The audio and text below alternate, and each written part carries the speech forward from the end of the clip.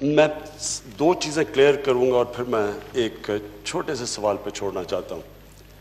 Number one जी, मेरा नाम है इमरान अहमद खान नियाजी। अच्छा है कि पूरा नाम ले लिया करें।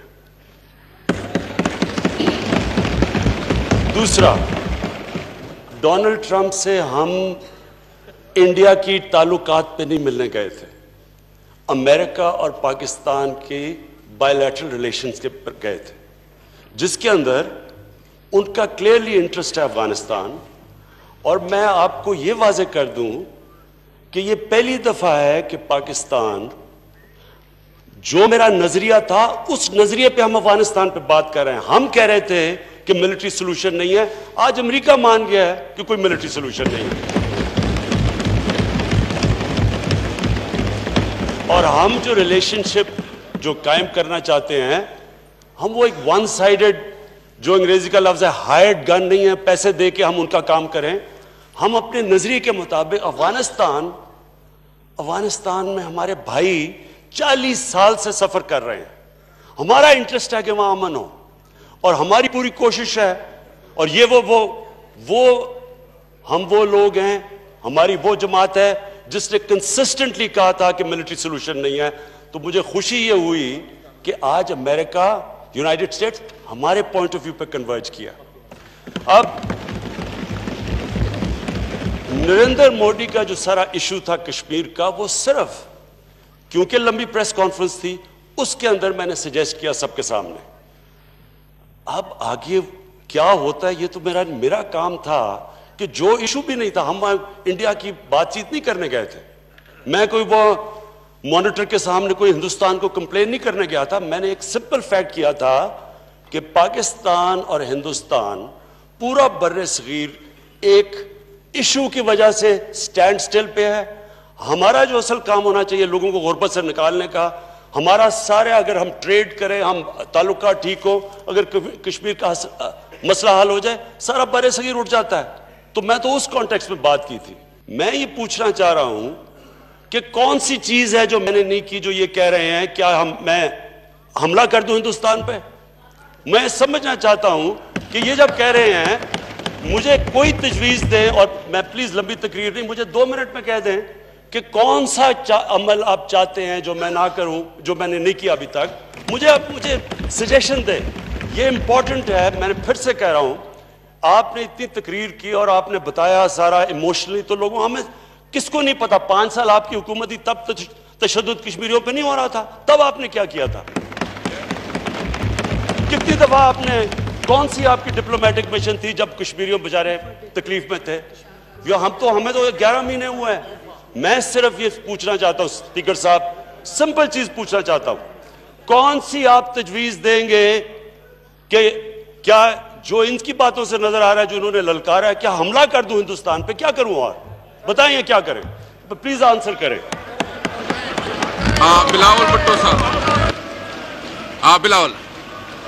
बिलावल भुट्टो साहब, जी मियां साहब प्लीज। एक तो जनाब स्पीकर, आइंदा मैं कोशिश करूंगा कि मैं इमरान अली खान नियाजी कहा करूंगा, मैं यहाँ कहा करूंगा। दूसरा, किसी ने नहीं कहा आपको कि आप हमला कर दें। अगर आपने करना तो आपकी अपनी मर्जी है, मैंने तो आपको कहीं नहीं कहा। Kindly don't put these word in my mouth. मैंने ये कहा कि आप एक फर्म स्टैंड लें, कौम को इंस्पायर करें और कश्मीरियों को मैसेज दें, कश्मीरियों को उम्मीद का मैसेज दें, कश्मीरियों को उम्मीद दिलवाएं, उनको तस्कीन दिलवाएं, उनके सरों पर दस्ते शफ़क़त रखें और कहें कि फिक्र ना करो, हम तुम्हारे साथ हैं और तुम्हारा कोई बाल बेकार नहीं कर सकता। जनाब स्पीकर, ये कहा था मैंने। अब अगर खान साहब को मेरी बात समझ में नहीं आई तो मेरा कसूर नहीं है। बिलावल भुट्टो साहब, बिलावल भुट्टो साहब।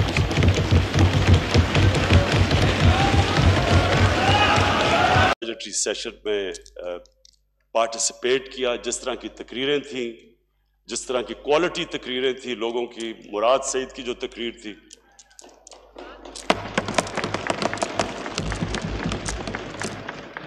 बड़ी बात हुई। सिलेक्टेड प्राइम मिनिस्टर की, वो जो तकरीर मुराद सईद ने की थी जिसमें उन्होंने जो वो कॉर्डेलिजा राइस की किताब से कोट किया था। कॉर्डेलिजा राइस सेक्रेटरी ऑफ स्टेट थी, उसकी अपनी बायोग्राफी में वो कह रही है कि किस तरह उसने पीपल्स पार्टी के सरबरा और जनरल मुशर्रफ जो मिलिट्री डिक्टेटर था उनको इकट्ठा कैसे किया गया, कैसे करप्शन के केसेस मुशर्रफ को कहा गया कि माफ करो, और मिलके उन्होंने एनआरओ साइन करवाया अमेरिकन ने, और उसने ये भी कहा कि हमारे इंटरेस्ट में है कि ये इनका समझौता हो क्योंकि ये हमारे इंटरेस्ट प्रोटेक्ट करेंगे पाकिस्तान में।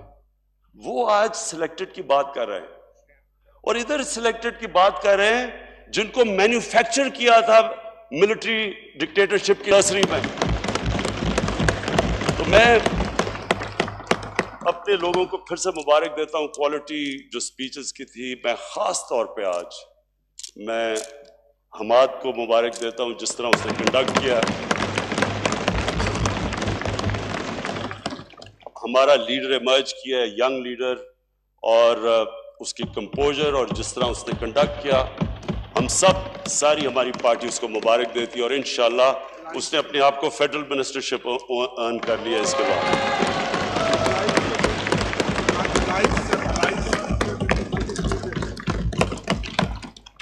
मैं अपने एलाइज का शुक्रिया अदा करना चाहता हूं, जिस तरह हमारे एलाइज हमारे साथ खड़े हुए। बड़ी हम सुन रहे थे कि जी गवर्नमेंट गिराई जाएगी, बजट नहीं पास होगा, बड़े बड़े नारे मारे गए, और वो जो 12th मैन है पॉलिटिक्स का वो सारों का हर दूसरे दिन इकट्ठा कर लेता है कि गवर्नमेंट गिराने के लिए। अपनी गलतियों से सबक सीखे और खुद वजीर आजम फरमा रहे थे कि जनाब हिंदुस्तान में उन्होंने ऑपोजिशन को दीवार से लगा दिया है। उन्होंने ऑपोजिशन से दीवार से लगा दिया तो आपने तो दीवार में चुन दिया है। आप तो करते ही ये काम आपने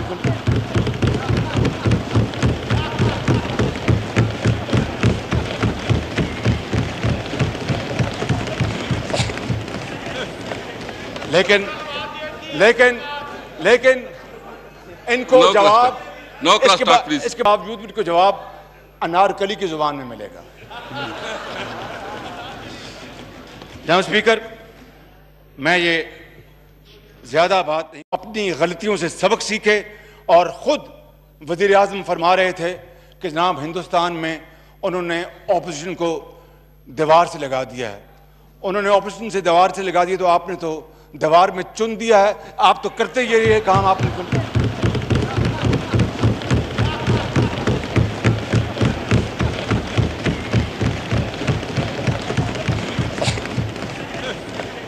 लेकिन लेकिन लेकिन इनको जवाब इसके बावजूद इनको जवाब अनारकली की जुबान में मिलेगा। जनाब स्पीकर, मैं ये